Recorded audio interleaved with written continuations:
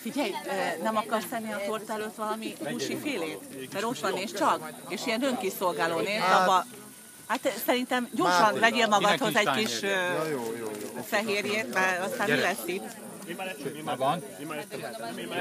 Nem az, hát sütihez. Azt nem eszed? Ne hülyeskedj. Ne cicálj. Csak csirkét tehet már. Kinek nincs tányérja? Van tányérja? Akkor előbb. A tányér fogja.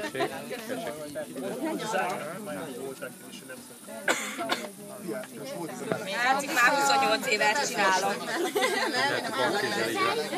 Vékonyabb volt vágni, nem jut mindenkinek. Los Gábor annyira gázember vagy arra. Neked Szandi is hozott ám tortát. Igen. Hát azt nem hoztam ki most, majd azt mondom. 10-ből 8 ember. Szokott, meg tudod nézni.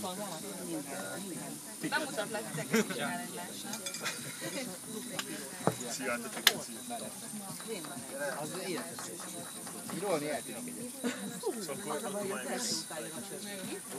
Amit szoktál, rossz kedve van pillantok, és akkor majd túra Rudi. Valószínűleg mindenkinek. Jut most. Akkor osztjuk. Na gyertek sor.